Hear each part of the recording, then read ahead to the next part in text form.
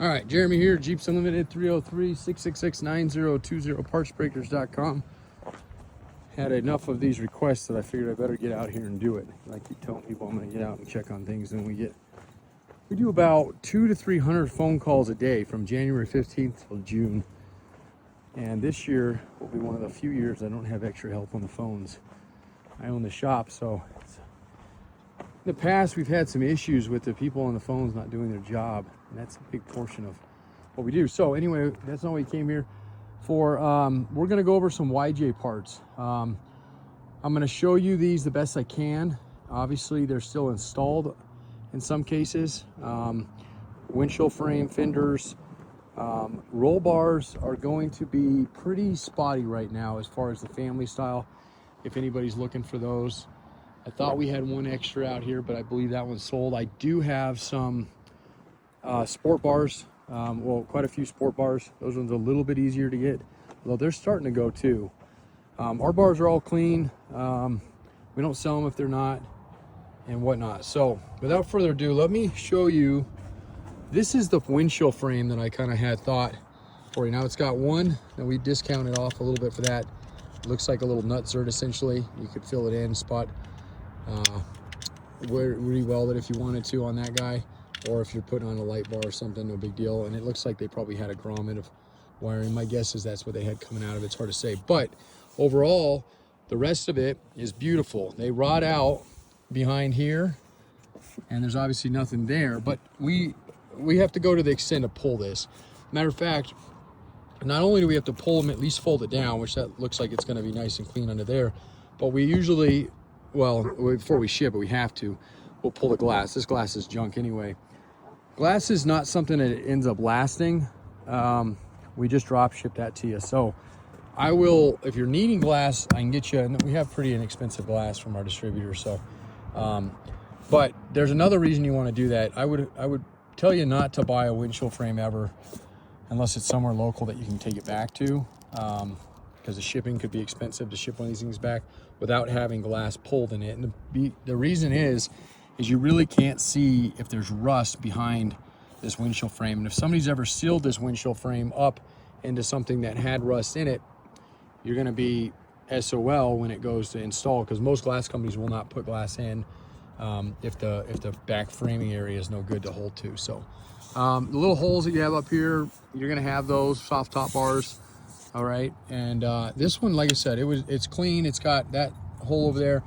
I mean, we definitely would discount it down because of that, but still being rust free, nice clean frame for somebody that's looking for that. And then the only other one I have right now, that's a YJ. Most of my YJ ones are sold. I mean, you can see, like, this thing here is a perfect example. You know, overall it looks okay, but honestly, you're starting to see so much leach through here. My guess is that when we pull this glass, this will be something damaged now below it. Now, it might be real light and fixable, and that's great, but I would be very cautious buying that frame or selling that frame, excuse me, on my end. If I was looking at buying a frame, I wouldn't mess with anything that had anything starting to leach out here, especially around those areas there. But you can kind of see it now. Again, it's not saying that it can't be cleaned up. Now, would we sell this frame still? Yeah, we would. You know, everything's for sale, but and heavily discounted especially if we get in there and it's not good. So, and then this one here is pretty clean looking. I don't see any rust on it, and it actually has decent glass. But again, I would say, well, no, it doesn't. That one's junk there. We'd still want to pull it no matter what. So, and again, we're looking behind the glass. We're looking on the bottom lip here, and then we're looking when we fold it down what's behind here, because a lot of times everything else will look great, then you get to that area and it's still blown out. Sometimes it's over there for some reason. So, but we should get a good one. Of these should have a decent one. That one's not modified. It had a hard top on it, so doesn't have any holes on it. That's still, hopefully that would be a grade A. And how we do windshield frames or anything else, tubs, frames, anything big, especially if it's on the Jeep, I give you a price on it, give you a little bit better price usually, because it's what we consider pre-dismantle. We lock it in at that. You don't have to pay for the full thing up front. We do a deposit. That only just basically puts it in line to pull, because we are so busy right now. Really don't pull parts out of this yard in our busy time of year unless there's an order pending on it. If it does come back that it's not good, we always send you photos video, no matter what it is. Video usually on the bigger stuff, but we can do it on this as well. And we get your final approval on it. If it's something checks out, it looks good, just like we thought before, and we go ahead and collect the balance and we get it shipped out to you. If it doesn't come back good and we have another option, we'll throw you out another option.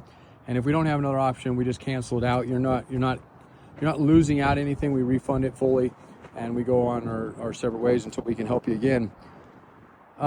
And that's a big point. So, you know, you save a little bit because you're buying something pre-dismantle. You know, it allows us to cash flow the business a little different. And I've been doing that way for 20 years, and it seems to be working well. People have always enjoyed that, saving a little bit. So, okay. And as far as fenders go, you know, these aren't great here. You got some rust coming up through them there. But the nose is nice on them, depending on where they were going. You know, it's hard to say. This is another area I like to usually pull and at least see what's underneath, that kind of stuff. This is not by no means my cleanest set of fenders, although that one's not too bad there. That's a nice black one. And as far as anything else goes, I have several. Matter of fact, we'll go and walk over there right now. And I think that was it on I had a couple fender calls, a couple windshield frame calls, and then I've had a ton of roll bar questions on this family style.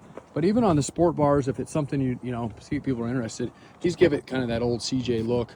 And again, something we pull for you and check out, make sure there's no rot on those, but they should be solid. So, man, this yard has been really taking shape. I know it doesn't look like much, but we've been working on it for several months. We're about to completely revamp this.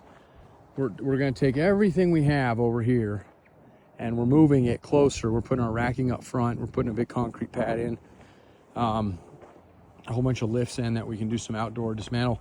Since we're in the high mountain desert, we got a little cold the last couple weeks, but we don't get a lot of moisture over here. This is like this adobe sand stuff that's out here, just deserty kind of clay crap that we get, and it gets super muddy when it's rainy. But nonetheless, we're moving it's like that thing you do, you know, you think it's a grand idea in the beginning, and then you go a couple of years and you're like, this is a bad idea. Having parts too far away from where we dismantle has not worked well, and things have not got put away properly.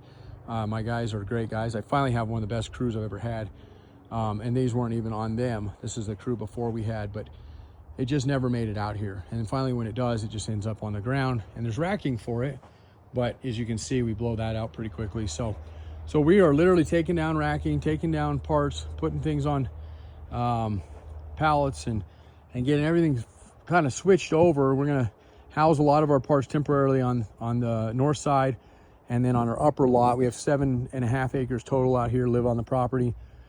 And then we're gonna redo everything the way we set this whole yard up and split it down the middle, to really streamline, because that's really what happens in our busy season. We bottleneck ourselves, and that's fine. You know, customers are always patient.